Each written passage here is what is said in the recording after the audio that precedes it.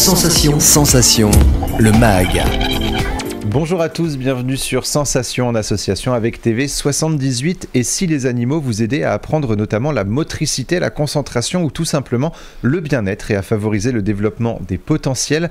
Au sein de Il était une ferme, Aurore Ingels propose de la médiation par l'animal. Bonjour Aurore. Bonjour. Alors au sein de votre ferme, vous avez plusieurs espèces d'animaux d'élevage, de basse-cour et de compagnie. Le point qu'ils ont en commun, c'est qu'ils sont finalement vos collègues de travail. Vous proposez à travers vos animaux de la médiation par l'animal. Pour bien comprendre en quoi consiste la médiation par l'animal. Alors la médiation par l'animal, c'est la mise en lien de personnes, d'humains et d'animaux dans l'objectif de pouvoir les aider à développer leur potentiel, leurs compétences et aussi dans un objectif de bien-être. Donc c'est vraiment dans ce dispositif de justement de médiation par l'animal. Voilà, donc là moi je suis simplement là pour être un peu un intermédiaire et l'animal devient un moteur en fait pour la personne et devient aussi ça aide. En quoi l'animal justement va aider, en quoi cette médiation par l'animal va pouvoir aider les personnes? C'est-à-dire que le plus souvent, en fait, on part du principe que l'animal représente un attrait pour la personne. Donc il faut aussi que la personne ait aussi cette envie d'aller vers l'animal pour que ce soit pertinent. Et donc on utilise donc cet attrait, cette attirance, cette envie d'aller vers l'animal pour justement développer des compétences. Par exemple, si une personne a l'envie par exemple de promener le chien, etc., on va travailler aussi sur, par exemple, l'idée de saisir quelque chose et de le garder dans ses mains, parce que quand on promène un animal, il faut garder la laisse, sinon l'animal s'en va. Donc ça peut être des choses toutes simples comme ça, qui peuvent être développées. Et dans le quotidien, on a besoin de savoir saisir les choses de façon adaptée, donc maintenir une pression suffisante, etc. Donc c'est tout bête, mais c'est quelque chose qui peut être...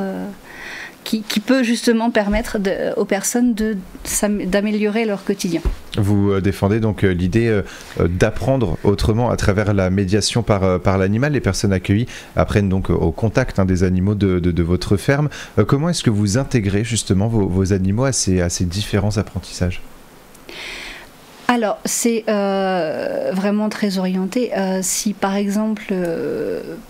quelque chose de tout bête, j'ai une famille de moutons, donc j'ai la brebis, le bélier et 2 petites agnelles qui sont nées à la ferme. Et on me demande souvent qu'est-ce qu'on peut travailler avec eux, simplement parce que ce sont des animaux relativement fuyants et qui ne sont pas forcément, qui vont pas forcément venir au contact de l'homme. Mais bien justement, avec eux, on peut travailler des choses différentes. On peut travailler aussi le fait de la frustration. Parce que on a envie d'aller vers eux et eux n'ont pas forcément envie. Simplement, il faut aussi apprendre à adapter donc son attitude, son comportement. Donc, il faut un retour au calme. Donc pour certains, ça peut être plus ou moins facile. Ça peut prendre parfois plusieurs séances. Ça peut prendre un temps long. Mais le bénéfice de se dire j'ai enfin réussi à avoir la bonne approche, à avoir la bonne attitude et faire en sorte que l'animal vienne vers moi et vienne au contact, c'est aussi un apprentissage. Donc même quand on a la sensation qu'on ne peut rien faire avec... parce qu'on m'a déjà dit on ne peut rien faire avec tel ou tel animal, si on peut. Je travaille aussi donc, avec des poules. De la même façon, on m'a dit mais vous faites quoi avec des poules? Et en fait, la poule c'est un animal extrêmement curieux. Donc c'est un animal qui va venir à partir du moment où on lui propose des choses.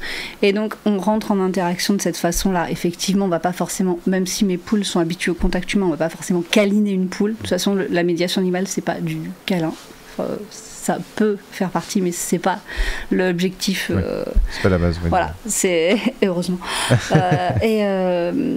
Donc voilà, c'est vraiment, l'abord est varié et par exemple, moi mes lapins font 7 kilos, c'est des lapins de ferme, c'est des géants.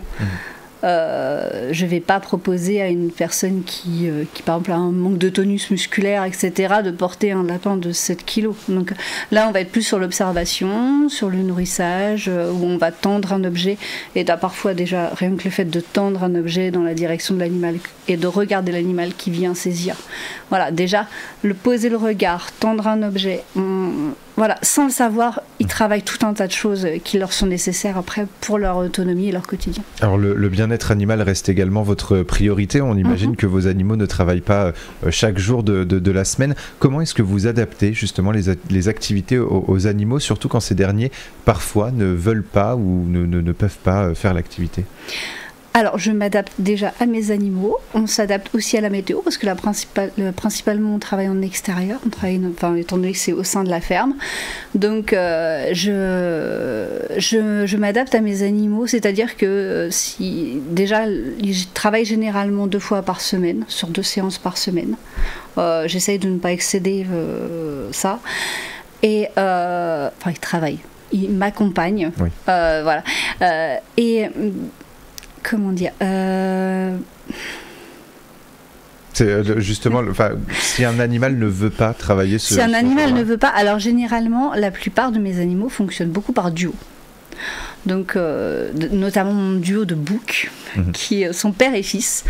Et généralement, quand je propose à l'un ou à l'autre de travailler, imaginons que si l'un n'est pas disposé, eh bien c'est pas grave, on le verbalise, on l'explique, on dit bon, aujourd'hui il n'a pas envie, il n'est pas disponible pour travailler, mais ce n'est pas grave, on va les proposer et généralement on va proposer au second qui souvent est pas trop de soucis généralement quand on propose à l'un de travailler et pas à l'autre n'est pas content et m'appelle en disant et moi, donc voilà, donc généralement quand je vais chercher le second ça pose, ça amène toujours quelque chose.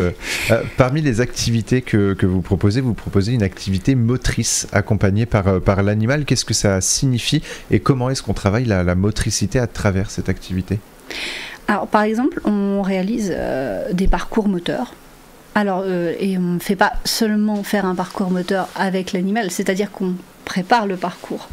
Donc il faut aussi l'installer, donc il faut aussi le planifier, donc ça aussi ça demande un effort cognitif important, parce que ensuite quand on l'installe, on travaille différentes choses. Je vais par exemple leur dire pour que l'animal on va installer un slalom, puis slalomer entre nos différents poteaux, et il faut au minimum qu'on fasse 6 pas. Et donc on fait ensemble et on compte les 6 pas. Donc on travaille aussi tout ce qui est apprentissage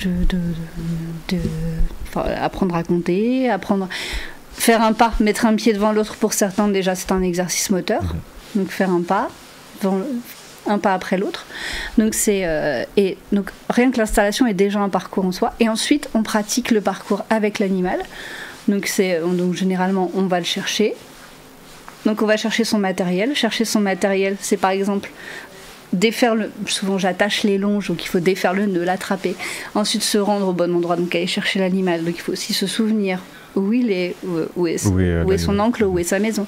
Donc on va le chercher, reconnaître le bon, parce que souvent ils sont plusieurs.